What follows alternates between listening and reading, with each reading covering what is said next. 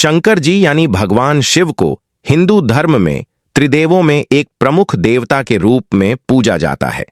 उन्हें संहारकर्ता, तपस्वी, योगी और करुणा के सागर के रूप में जाना जाता है। उनके गले में लिपटा हुआ सर्प, जिसे वासुकी नाग कहा जाता है, प्रतीकात्मक और पौराणिक दोनों ही दृष्टिकोणों से अत्यंत महत्वपूर्ण है। अब प्रश्न यह उठता है कि भगवान शिव अपने गले में सर्प यानी शाप को क्यों धारण करते हैं? इसके पीछे कई पौराणिक कहानियां और आध्यात्मिक संदेश छिपे हुए हैं। लेकिन दोस्तों, थोड़ी सी रिक्वेस्ट है, चैनल पर नए आए हैं तो चैनल को सब्सक्राइब पर वीडियो को लाइक जरूर करें और साथ ही साथ अपने शंकर भगवान के लिए कमेंट जरूर करें। पौराणिक कथा समुद्र मंथन और वासुकी नाग। एक प्रसिद्ध कथा समुद्र मंथन से जुड़ी हुई है। देवताओं और असुरों ने जब अमृत प्राप्त करने के लिए समुद्र मंथन किया था, तो मंथन की रस्सी के रूप में वासुकी नाग का प्रयोग किया गया। वासुकी शिव जी का परम भक्त था। जब समुद्र मंथन हुआ तो वासुकी को रस्सी की तरह खींचा गया, जिससे वह थक गया और उसका शरीर विषाक्त धुएं से भर गया। भगवान शिव ने उसकी पीड़ा को देखकर उसे अपने गले में स्थान दिया। शिव ने उसे गले में धारण कर यह दर्शाया कि वे अपने भक्तों को कभी पीड़ा में नहीं छोड़ते। यह भी दिखाता है कि वे न केवल संहारक हैं, बल्कि पालनकर्ता भी हैं। काल का प्रतीक, समय पर नियंत्रण। शिव जी के गले में नाग होना काल यानी समय का प्रतीक भी माना जाता है। सर्प को सनातन धर्म में काल का प्रतिनिधि माना जाता है।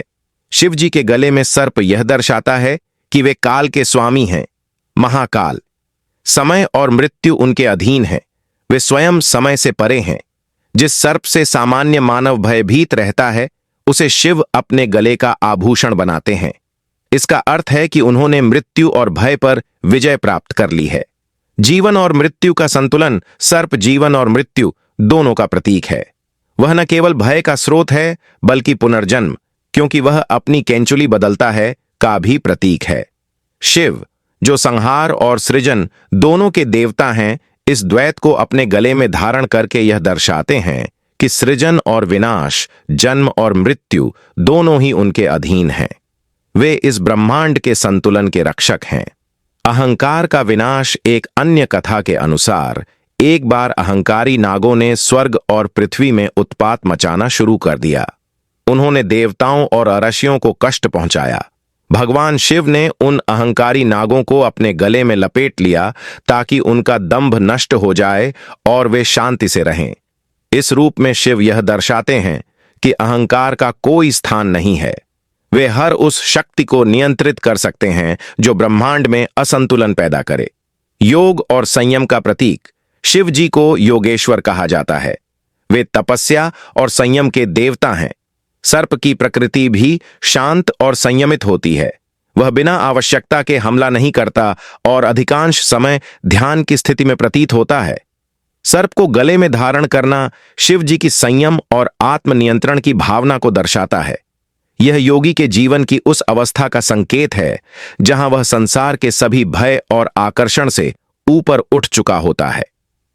आध्यात्मिक दृष्टिकोण। यदि हम प्रतीकात्मक अर्थों में बात करें तो सर्प हमारे भीतर की कुंडलिनी शक्ति का भी प्रतीक है। योग शास्त्र में यह शक्ति मूलाधार चक्र में सुप्त अवस्था में मानी जाती है। शिव जी का सर्प के साथ चित्रण इस बात का प्रतीक है कि उन्होंने इस शक्ति को जागृत कर उसे नियंत्रण में कर लिया है। यह आत्मज्ञान और परम चेतना का प्रतीक है। विष का पीना। नीलकंठ शिव जी ने समुद्र मंथन के समय निकले हल्लाहल नामक विष को पीकर अपने कंठ में रोक लिया था। यह विष इतना भयंकर था कि उससे पूरा ब्रह्मांड नष्ट हो सकता था, लेकिन शिव ने उसे पीकर लोगों की रक्षा की और उनका कंठ नीला हो गया। इसलिए वे नीलकंठ कहलाए।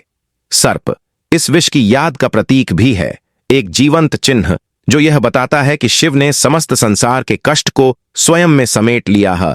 शिव जी के गले में सर्प केवल एक अलंकार नहीं है, बल्कि यह गहन आध्यात्मिक, पौराणिक और दार्शनिक भावनाओं से ओतप्रोत है।